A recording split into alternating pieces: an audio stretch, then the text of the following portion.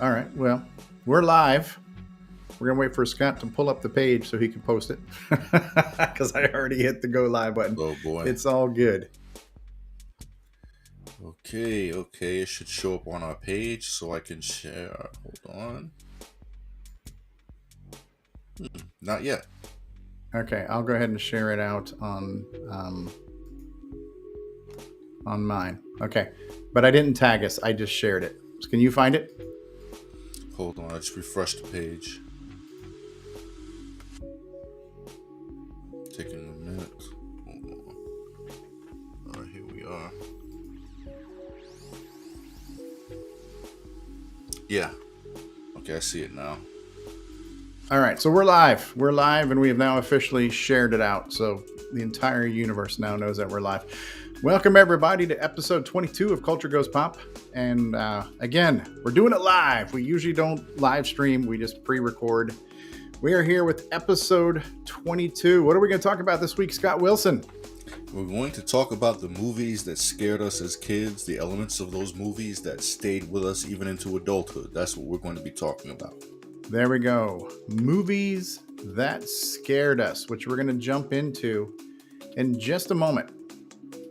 But before we do that, we have a little bit of listener feedback to acknowledge. So I'm going to jump into that right now. So we did She-Hulk, I guess 2 episodes ago. We talked about season 1 of She-Hulk.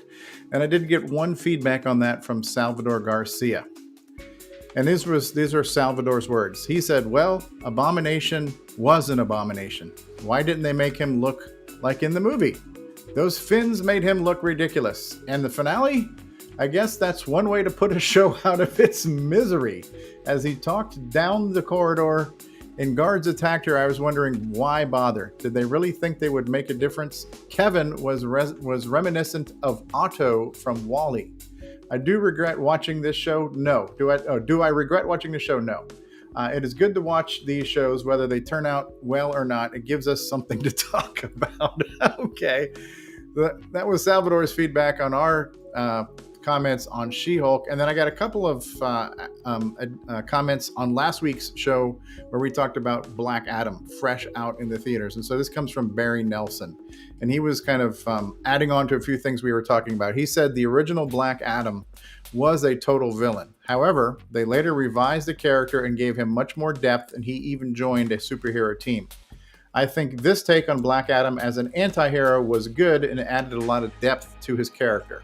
And then he also added that the original conflict with the Justice Society was caused by the fact that right off the bat, Black Adam killed people, and that caused them to flag him as a bad guy. Because we were basically commenting on why did they have to go at him guns blazing, right? Right. There are other characters who kill who are not villains, such as the Punisher. So I guess, we mentioned that he just likes to kill people, and that's not necessarily a bad thing. So that was some viewer feedback. So thank you, Salvador and Barry. Anything you want to say to that, Scott? I mean, there's not much I can say. I mean, everybody has their own preference. The Abomination's original MCU character design, I didn't care too much for. This one with the fins, I think it's more in keeping with how he looked in the comics when I was growing up. I'd have to recheck that because it's been so long since I read anything with the Abomination in it. But I like this newer design better. It just fits in more. And as far as the ending of She-Hulk, I mean, I got what they were trying to do. It's not going to be suited to all tastes. I wasn't happy with everything about it, but I thought it was a clever direction to try. Okay. And then I actually have a few more notes on Black Adam too, on things I wanted to mention when we were talking about it. And I just kind of got sidetracked because we were doing it live and I was trying to keep up with live comments as well. So one of the questions that Andre Holzendorf had asked last week is what did you not like about the movie? And I mentioned, the whole, how the Justice Society kind of felt crowbarred in. They didn't necessarily need to be there. I mentioned the battle where we have to be enemies before we could become friends. But there was another thing I meant to add that I forgot, which was basically wanton destruction of the town you're trying to save. And this happened in Man of Steel. This happened in the first Avengers. This happened in Avengers 2. But part of it is we need to show how strong our heroes and villains are. We need to show how much the threat is. But in the process of trying to save the city, they usually end up destroying half of it. So that is just a superhero trope that I don't know how we can get around. But if I was to complete my list of things I did not like, that was it. Number one, Justice Society felt they just were kind of crowbarred in. Number two, the whole battle before we became friends. And then number three, the destroying the city we're trying to save were things that I did not care about in the movie, just because I feel all of those things are so cliche. And we've seen them everywhere. I'm pretty sure we'll never stop seeing them. Yeah, fair enough. I mean, yeah, the destruction porn, the disaster porn. I remember that was a big controversy around when Man of Steel came out. That not just superhero films, but blockbusters in general, popular films, were using destruction porn a bit too much, reveling a bit too much in the destruction, turning it into spectacle. And then when you add the fact that a lot of these kinds of scenes and sequences in movies openly reference images from 9/11, it gets even a little more uncomfortable for certain people, I guess. So maybe it's triggering, I don't know. I remember in Avengers Age of Ultron, that was the first movie that tried to address that by showing the Avengers actively trying to save people from the fallout of their battle with Ultron. Gotcha. So, Right. And then there's a few more things I did like that I wanted to add about our Black Adam as well. I did like that, kind of like Wakanda, it took place in a fictional country that was based on a real country. So Wakanda is kind of a nicer version or more high-tech version of Africa, I guess you could say. And I felt like I don't remember the name of the country that Black Adam's from and the movie took place in. But I like the fact that we can just call it a generic kind of Middle Eastern style country, kind of sort of like Egypt, maybe like United Emirates or something like that. But it just looks like a sort of Middle East-ish type country that took place in. But the fact that it just didn't take place in the United States, like every superhero movie is dealing with destroying New York City, right? So the fact that we kind of took it outside of the United States, I did like. In order to keep it kind of neutral, we created a fictitious version of one of these countries, but it was still a non-United States based battle. I did like that the supporting characters were non-white too. I like that they were basically, again, kind of I don't know if you want to call them Arabic or Egyptian or whatever country they were from, but it wasn't your typical white Americans as the supporting cast taking place in California or New York City. So I did like that.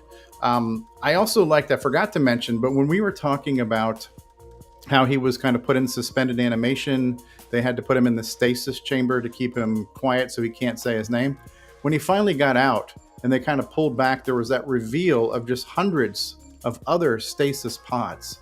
So that is a huge kind of plant of who else is in there and what can we expect to see from all those other stasis pods that Black Adam was in. It was like a farm of imprisoned, superpowered beings, and he was just one of, like, kind of like the Indiana Jones, the warehouse where the Ark of the Covenant is just one box on rows of unknown right. items.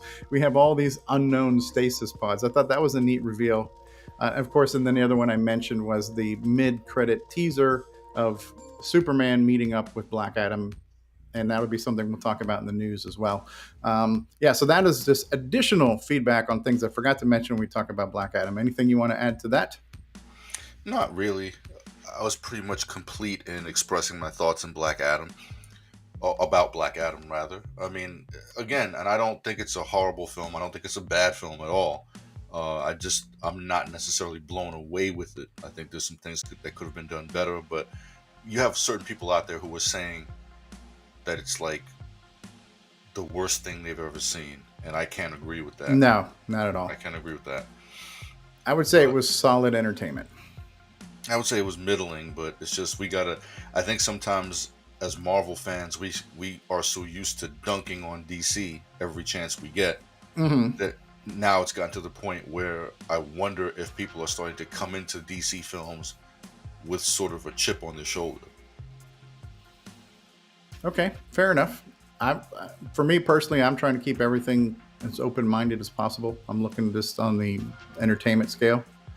All right, so I have three pieces of news to talk about. Do you want to do news and get it out of the way, or you want to save news for the end after we?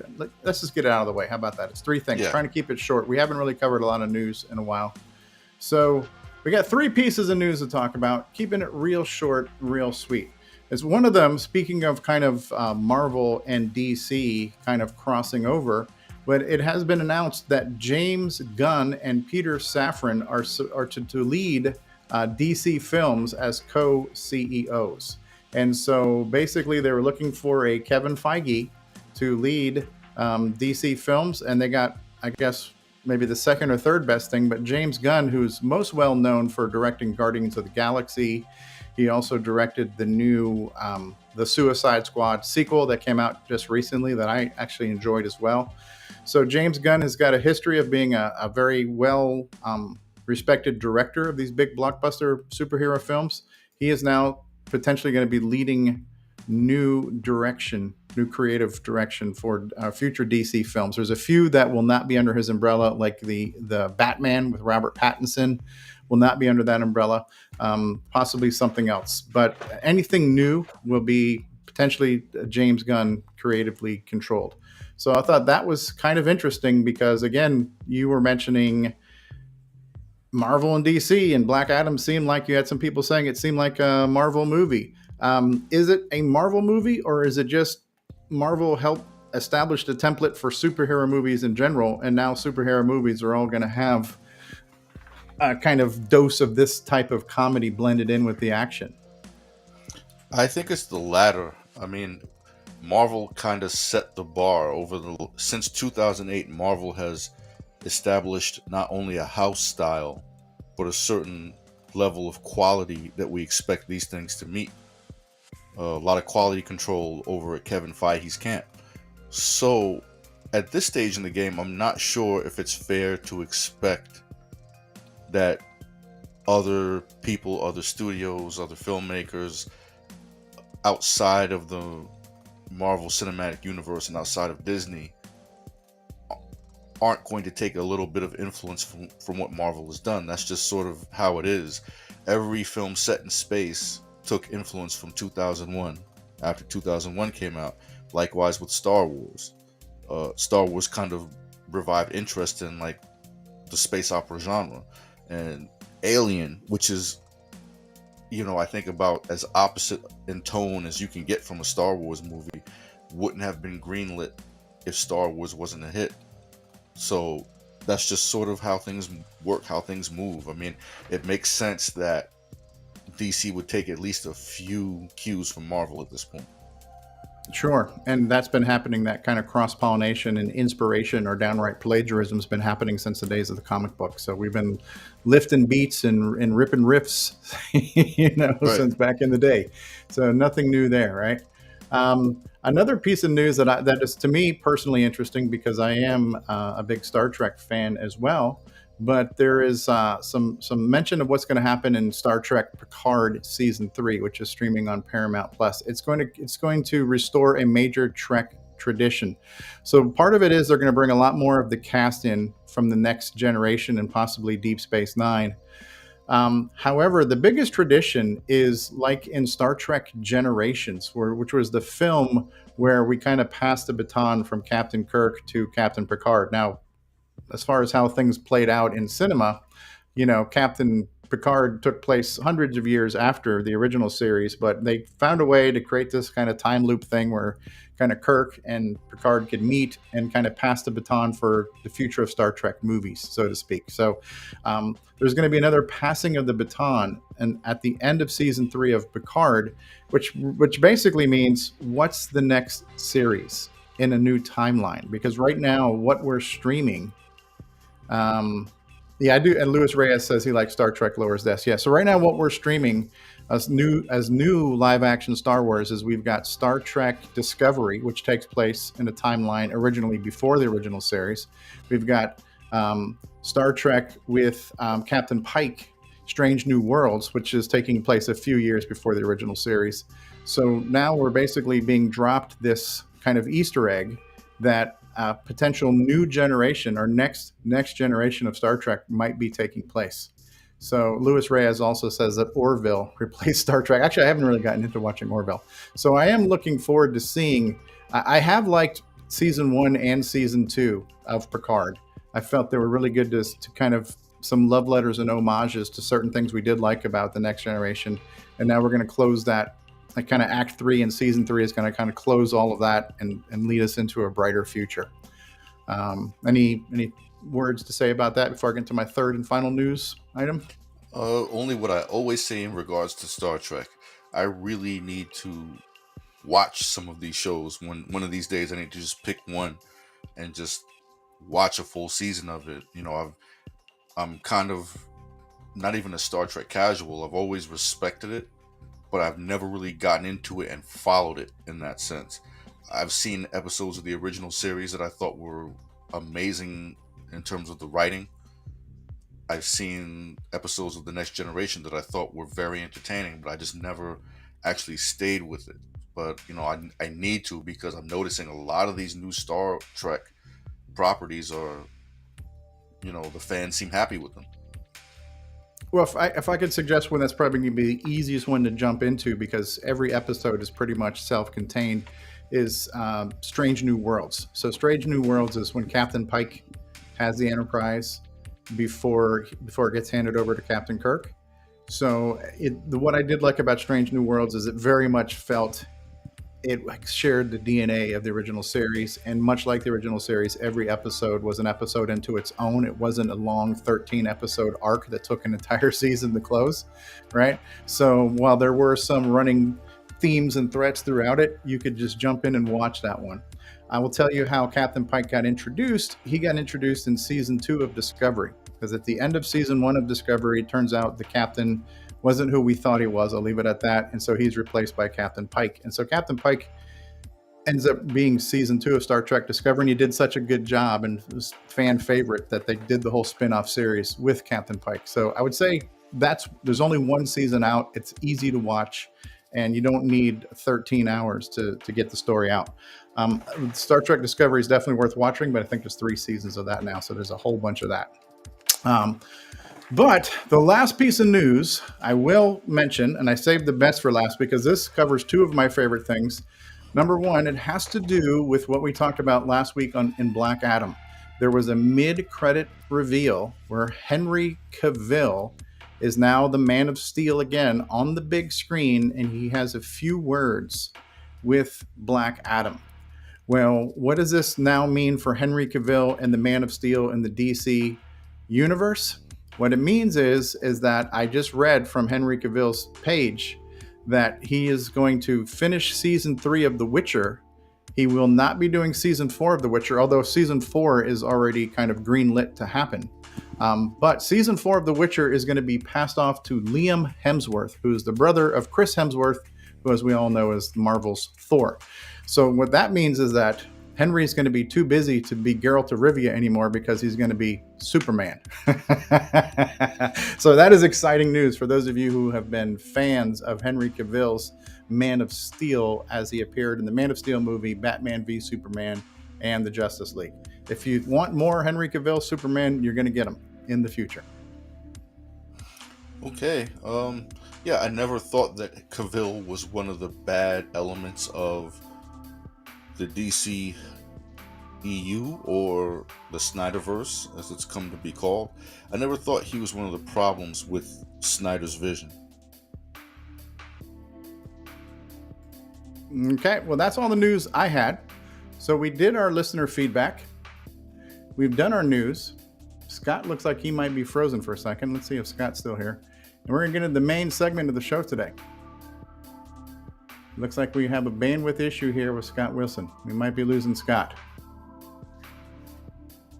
So while we wait to see if Scott comes back, let me say hi to Luis Reyes, who's out there, and now Mr. Dave is out there too in YouTube land. Hey, Mr. Dave. All right, well, we might have to pause and come back here because I believe Scott has got a bandwidth problem. So don't go too far. We will return, hopefully shortly, in the main meat and potatoes of the show. In episode 22, we're going to talk about the movies that scared us. So we'll be back soon. Thanks, everybody.